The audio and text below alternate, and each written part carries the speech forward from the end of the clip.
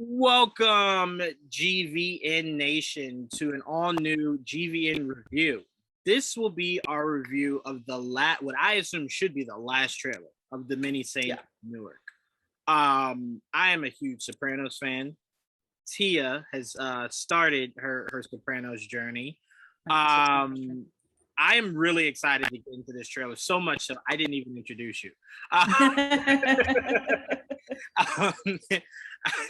want to welcome my co-host that I literally could do none of this without. Tia, what's going on, Tia? Hello, everyone. Yeah, I started watching The Sopranos a few weeks ago. I'm up to season 2 now, literally because this trailer came out, right? And a trailer previously had come out. I was talking about it. And Paulie was just watching all these like compilation videos on YouTube. And I'm like, we have HBO Max, right? We should probably just watch the show now at this point. So that's how it got. But can I say really quick, I remember like growing up and my parents watching Sopranos, but obviously it's a very adult theme. So my mom didn't want me to watch it, but this is how old Sopranos is that, and I don't know, my mom would record Sopranos on a VHS tape and then give it to my grandma to watch the next day because she didn't have HBO. So that's how old Sopranos is.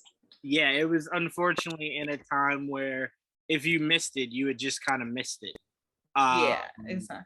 Yeah. TiVo didn't even exist back then. Not yet. Before the show ended, TiVo did. Yeah. But around its conception, no. And quite like Tia, I was too young at the time too. So when you can't watch something, it takes a long time, for the interest to kind of strike back up in you. So I didn't really have any kind of interest because as the years went, there were talks that there would be a movie. So I'm like, maybe I'll wait, see the movie, let the movie get me into it. And then unfortunately, God rest his soul, beautiful man, James Gandolfini had passed away.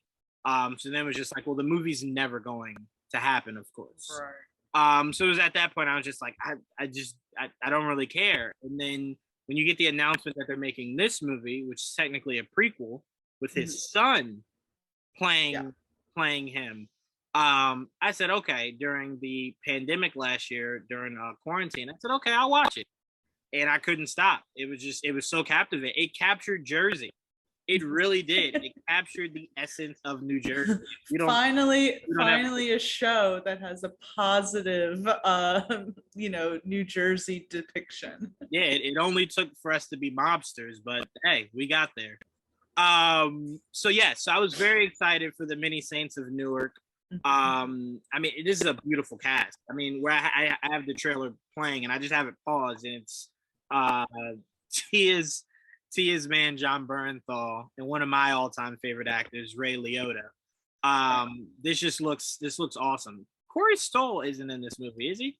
Yes, he is. He plays Junior. And I see him standing all the way in the back with the bald head. Yeah, he's literally Hollywood's like, we need a bald guy. Well, someone, it's either Corey Stoll or Jason Statham, and I'm sorry, don't see Jason Statham in this role. So they're like, give Corey Stoll.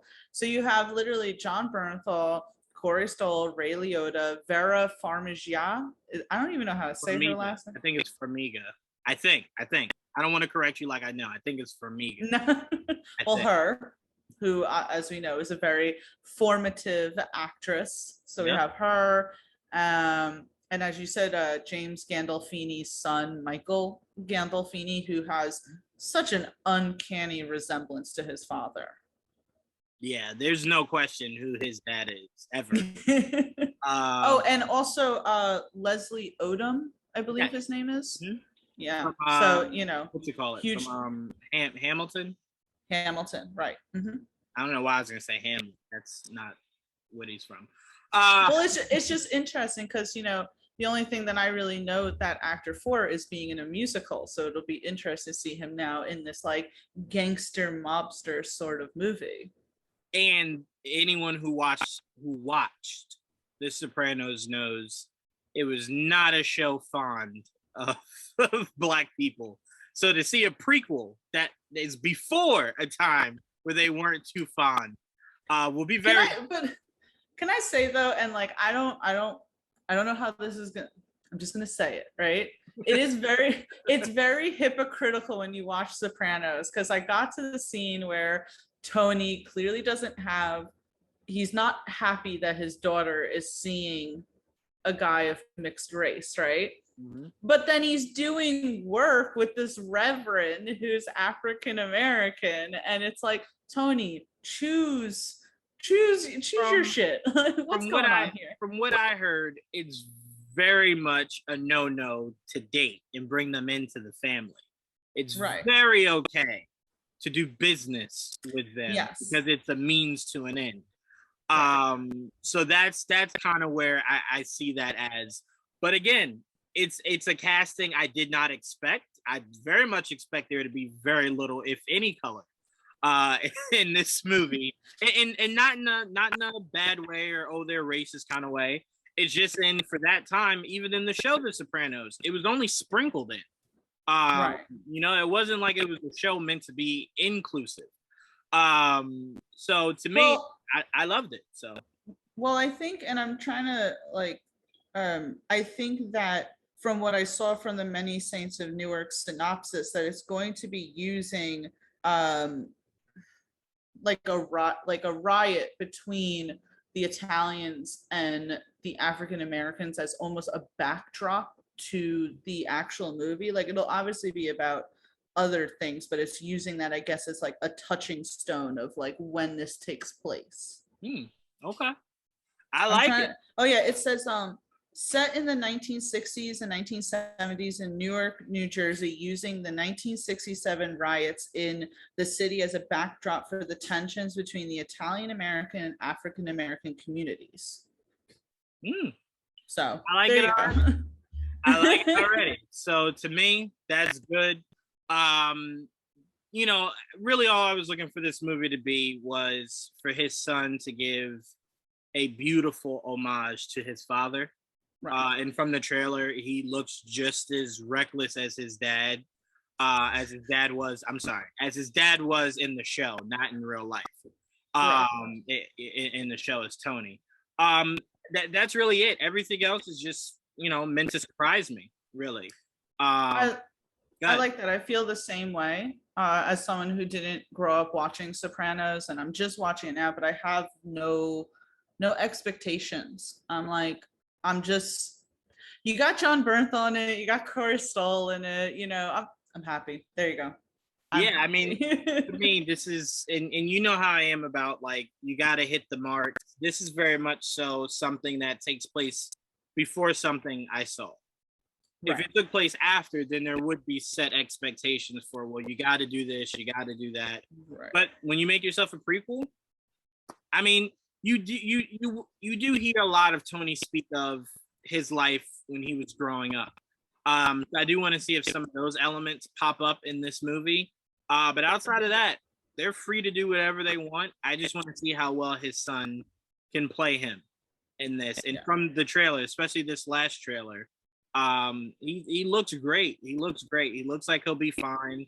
I'll go ahead and say this before Twitter does. There's no comparison. So there should never be a conversation of, well, he wasn't like his dad. That's probably because he's not his dad. And you know that you'll have that. Oh, he, or people comparing him to James Gandolfini. Mm-hmm. Unfortunately, as you said, God rest his soul, James Gandolfini is no longer with us. This is his son. Right. I'm assuming that his son really wanted to play this. So I'm assuming that he's going to give it his all. And I'm just going to judge it on an actor's stance. But I mean, for me, I have no expectation other than, like, now that I'm watching the show, it's like, okay, you know what Junior's personality is. So let's see how Corey Stoll can do it. We know how the mom got, but I don't know how, did you finish the series, Soprano? So you know how everything.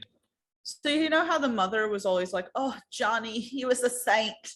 And it's like, so she's clearly very bitter now that, in the show that Johnny's dead. So how is she with Johnny being alive?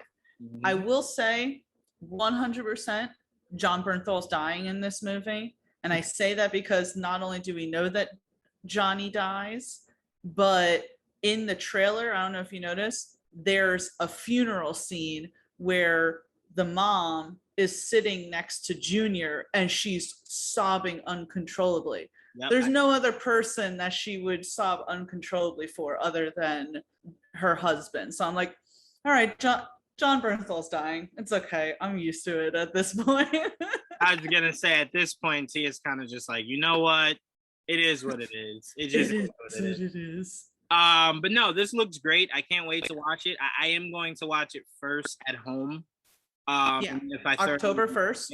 Right, October 1st. And if I thoroughly enjoy it, I will gladly go to theater and see it to further support this movie. But yeah, I mean, no, go ahead. I just want to say one last thing before we wrap up. I think it was I know that this is obviously the deal that HBO Max had in place due to the pandemic, but I do think it's smart for them to do a dual release, just because I don't realistically see this as a movie that many people, well, I could be wrong, but many people going to the movies to see it, just because it's like, I don't know where the excitement for Sopranos is anymore. So it's good to offer it at home as well as in theaters. I agree 100%. I've seen all of the Sopranos, and my hype still isn't enough to rush to theaters to see it. Right, to go see, watch it at home. To go, spend $15 to go see it. I completely understand. Right. I mean, to be honest with you, I didn't see whatever that Christopher Nolan movie was, Tenet. I didn't see Tenet. I saw that at home. Pause this for 1 second. Yeah. You can hit a pause. I'm very much excited for this movie. October 1st, HBO Max and in theaters. Tia, I know you're also very, very, very excited for this too. I'm super excited.